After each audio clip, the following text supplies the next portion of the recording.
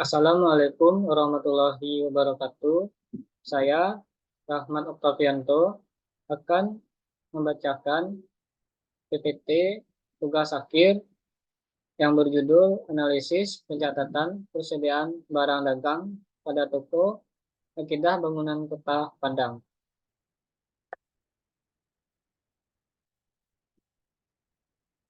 Bab 1, Pendahuluan, Latar Belakang. Semakin berkembangnya dunia usaha, semakin meningkatnya perkembangan perusahaan dagang maupun perusahaan jasa. Hal ini akan menimbulkan persaingan yang mengharuskan manajemen perusahaan mengambil kebijakan agar perusahaan tetap bertahan dalam persaingan. Tujuan utama dalam satu usaha umumnya adalah untuk mendapatkan laba sebanyak-banyaknya. Untuk itu, perusahaan sebagai unit usaha harus dapat mengelola sumber-sumber yang mempunyai nilai ekonomis yang tepat dalam perusahaan. Tanpa adanya kebijakan dan pengendalian manajemen yang memadai, sesuatu perusahaan akan sulit untuk menjalankan usahanya. Perusahaan dagang maupun perusahaan manufaktur selalu memiliki persediaan di dalam toko maupun di gudang persediaan. Perumusan masalah. Dari latar belakang permasalahan yang telah diuraikan di atas, maka dapatlah ditarik suatu perumusan masalah yang akan menjadi bahan penulisan bagi penulis dalam tugas akhir ini, yaitu bagaimana sistem akuntansi persediaan barang dagang pada toko akidah bangunan. Tujuan penelitian. Adapun tujuan yang ingin dicapai dalam penelitian pada toko akidah bangunan ini adalah untuk mengetahui dan menganalisis sistem akuntansi persediaan barang dagang pada toko akidah bangunan. Manfaat penelitian. Bagi penulis, manfaat penelitian ini sebagai penerapan metode dan ilmu yang telah diperoleh selama perkuliahan dan memberikan wawasan ilmu pengetahuan yang lebih luas untuk peneliti dalam menganalisis permasalahan yang ada serta mencari penyelesaiannya.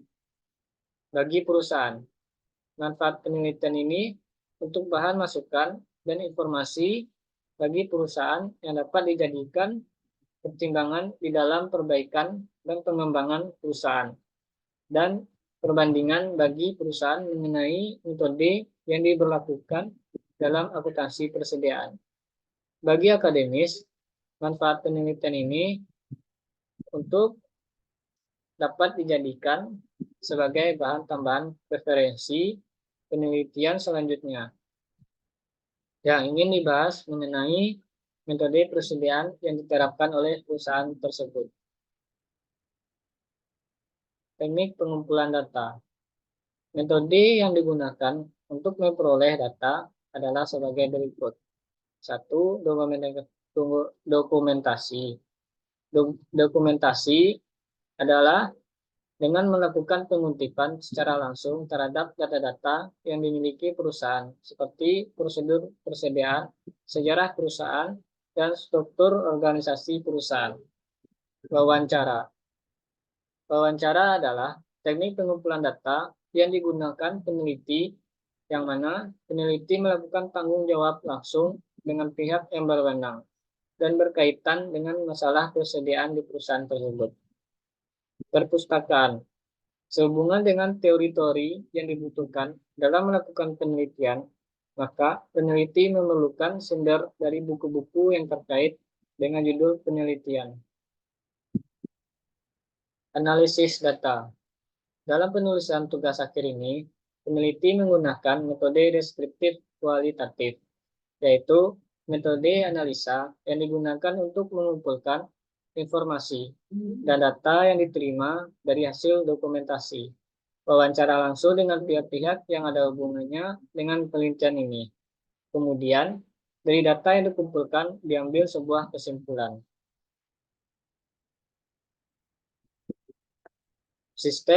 Sistematika penulisan. Sistematika penulisan.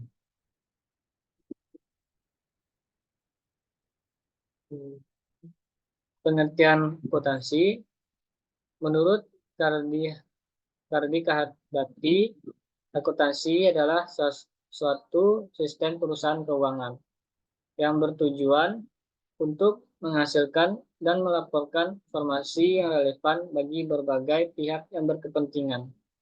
Akuntansi mempunyai suatu tujuan yang akan dicapai, yaitu menghasilkan dan melaporkan informasi yang relevan. Akuntansi adalah seni pencatatan, penggolongan, dan peringkasan transaksi dan kejadian yang bersifat keuangan dengan cara yang berdaya guna dan dalam bentuk satuan uang dan menginterpretasikan hasil proses tersebut. Akuntansi adalah proses mengidentifikasi atau mengenali, mengukur, dan melaporkan informasi ekonomi untuk memungkinkan adanya penilaian dan pengambilan keputusan yang jelas dan tegas bagi mereka yang menggunakan informasi tersebut.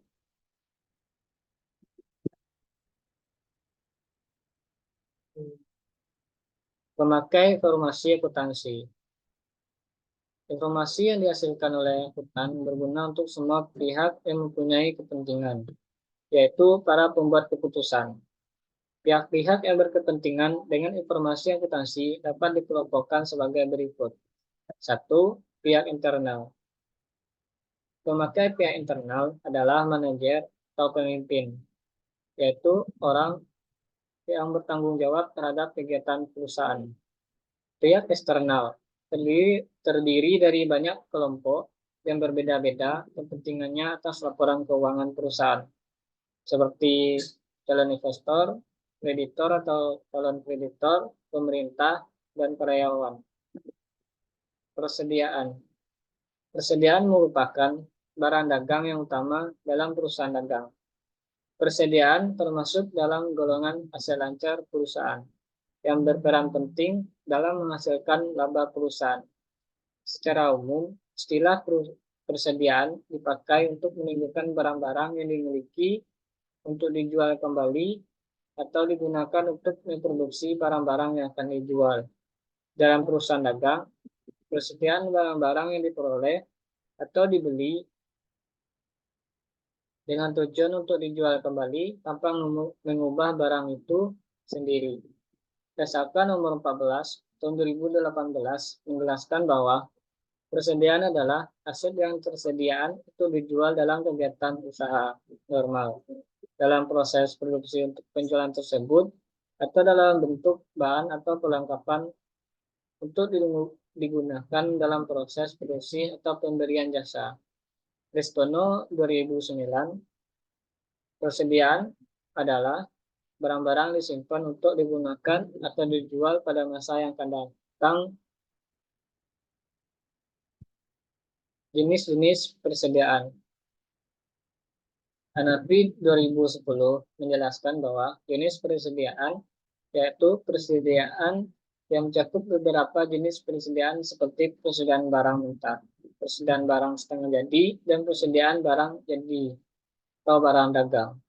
Untuk perusahaan manufaktur yang memproduksi barang, persediaan yang dimiliki meliputi persediaan barang mentah, persediaan barang dalam proses, persediaan barang jadi.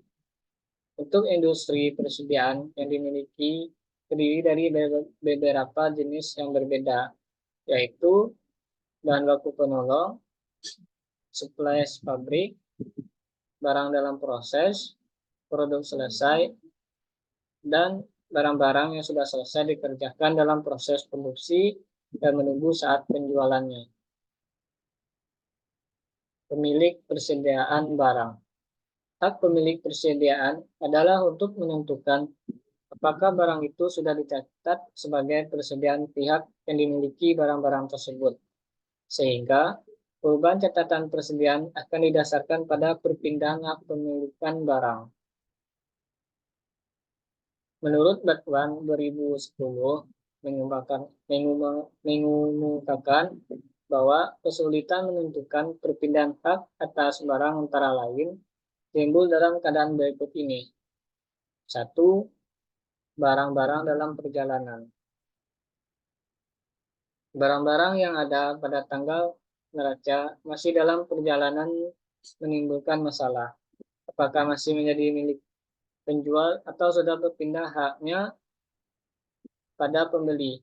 Ada dua syarat pengiriman, yaitu FOB shipping point.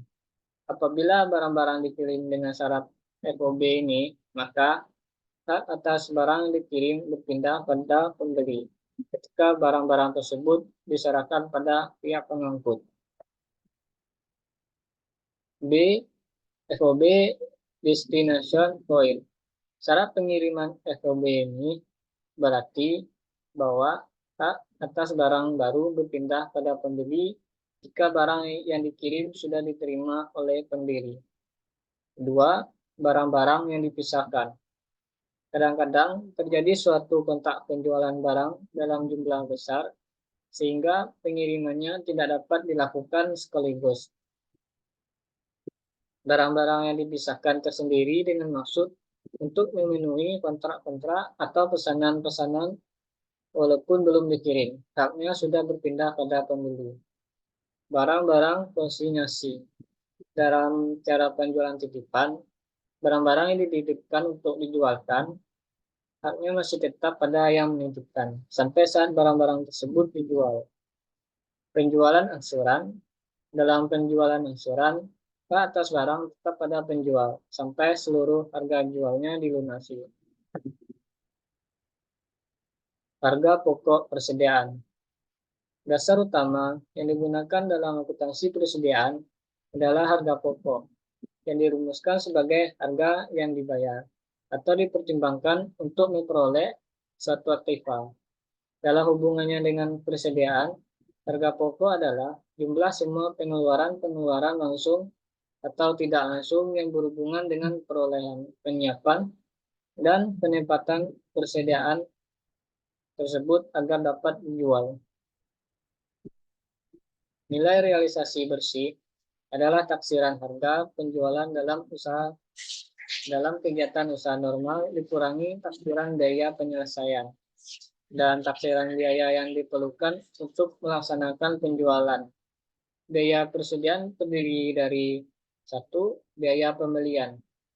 Biaya dapat diatribusikan secara langsung serta dikurangkan dengan diskon dagang, rabat, dan hal serupa lainnya, seperti beli, biaya impor, pajak lainnya, kecuali yang dapat ditagih kembali kepada kantor pajak. 2. Biaya konversi. Biaya konversi meliputi biaya yang secara langsung terkait dengan unit yang diproduksi dan biaya overhead produksi tetap dan variabel yang dialokasikan secara sistematis. Metode pengukuran dan pencatatan persediaan. Pengukuran persediaan menurut Ikatan Akuntansi dalam PSAK nomor 14 tahun 2018 mengenai pengukuran persediaan sebagai berikut.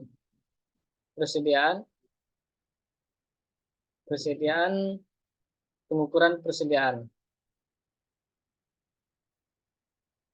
Pengukuran persediaan sebagai harus diukur berdasarkan biaya atau nilai realisasi bersih. Mana yang lebih rendah? Nilai realisasi bersih adalah taksiran harga penjualan dalam kegiatan usaha normal dikurangi taksiran biaya penyelesaian dan taksiran biaya yang diperlukan untuk melaksanakan penjualan. Biaya persediaan terdiri dari A. Biaya pembeli. Baik, selanjutnya pencatatan persediaan. Menurut Bergwan 2010, ada dua macam metode pencatatan persediaan, yaitu persediaan bahan baku. Dalam metode buku, setiap jenis persediaan dibuatkan rekening sendiri-sendiri yang merupakan buku pembantu persediaan. Metode persediaan fisik. Penggunaan metode fisik mengharuskan adanya perhitungan barang yang masih ada pada tanggal penyusunan dan laporan keuangan. Perhitungan harga pokok penjualan dapat diilustrasikan sebagai berikut. Persediaan awal ditambah dengan pembelian Didapatkan barang tersedia untuk dijual, kemudian dikurangkan dengan persediaan akhir, maka didapatkan harga pokok penjualan awal, lalu ditambah dengan biaya persediaan. Maka itulah harga pokok penjualan yang dilaporkan. Biaya yang ada dalam persediaan. Biaya-biaya persediaan terdiri dari seluruh pengeluaran, baik langsung maupun tidak langsung, yang berhubungan dengan pembelian, persiapan, dan penempatan persediaan untuk dijual. Menurut STIC 2009, biaya-biaya yang harus dimasukkan dalam persediaan. 1. Biaya produk. 2. Biaya periode. 3. Biaya manufaktur. 4. Diskon sebagai pengurang biaya. 5. Retur dan potongan pembelian.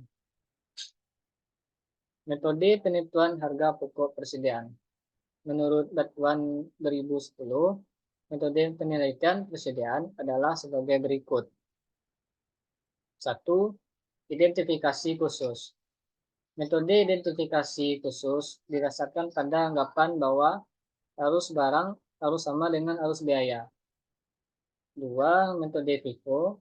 Dalam PSK nomor 14, paragraf 25 menyatakan biaya persediaan, kecuali yang disebut dalam paragraf 23, dihitung dengan menggunakan rumus biaya masuk pertama, keluar pertama. Metode LIFO. Metode ini merupakan kebalikan dari metode FIFO. Pada metode ini, harga pokok persatuan dari barang-barang yang terakhir dibeli yang untuk diproduksi ini justru dibebankan pada barang-barang yang pertama kali dijual atau yang dipakai. Metode biaya rata-rata. Pada metode ini, barang-barang yang baik yang telah dijual kembali maupun yang masih ada dalam persediaan dinilai atas dasar harga pokok rata-rata yang diberlakukan dalam periode akuntansi yang bersangkutan. Akibat dari kesalahan mencatat persediaan akan mempengaruhi neraca dalam laporan laba rugi. Beberapa kesalahan pencatatan persediaan dan pengaruhnya terhadap laporan keuangan menurut Batuan tahun 2010 adalah sebagai berikut. A. Persediaan akhir dicantumkan terlalu besar akibat dari salah hitung, harga atau salah mencatat barang-barang yang akan dijual. B. Persediaan akhir dicantumkan terlalu kecil akibat dari salah hitung, harga atau salah mencatat barang-barang yang sudah dibeli. Kesalahan-kesalahan yang terjadi adalah kebalikan kesalahan yang di atas. Persediaan akhir dicantumkan terlalu besar bersama dengan belum dicatatnya piutang dan penjualan pada akhir periode. B. Persediaan akhir dicantumkan terlalu kecil bersama dengan belum dicatatnya utang dan pembelian pada akhir periode. Akibat dari kesalahan pencatatan ini akan mengakibatkan terjadinya pencatatan ataupun laporan keuangan yang tidak tepat. Bab 3. Metode penelitian. Jenis penelitian. Hasil dan penelitian dapat berupa hal-hal yang sifatnya hanya menjelaskan suatu permasalahan atau berupa tampilan angka-angka yang diperoleh dari hasil pengolahan data. Menurut Sugiono 2018, metode penelitian pada dasarnya merupakan cara ilmiah untuk mendapatkan data dengan tujuan dan kegunaan tertentu. Tempat penelitian.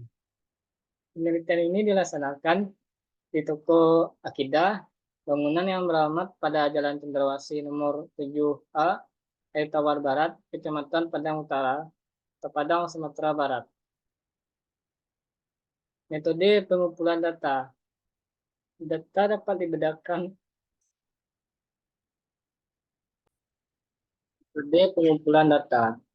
Data dapat dibedakan menjadi dua jenis, yaitu sebagai berikut. 1. Jenis data. Data kualitatif, data kuantitatif. 2. Sumber data. Sumber data primer dan sumber data sekunder.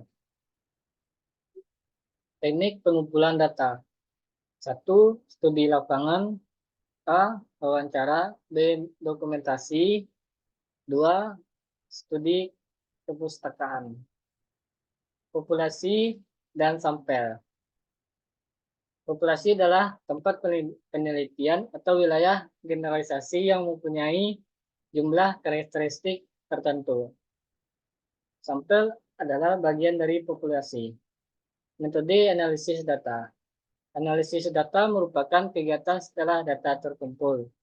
Metode analisis yang digunakan dalam penulisan ini adalah analisis deskriptif kuantitatif. Analisis deskriptif kuantitatif adalah analisis yang diwujudkan dengan cara menggambarkan kenyataan atau keadaan-keadaan atas suatu objek dalam bentuk uraian kalimat berdasarkan keterangan-keterangan dari pihak-pihak yang berhubungan langsung dengan penelitian ini. Sekian, terima kasih. Situlah yang dapat saya sampaikan. Sekian, jika ada salah dan kurangnya, saya mohon maaf. Assalamualaikum warahmatullahi wabarakatuh.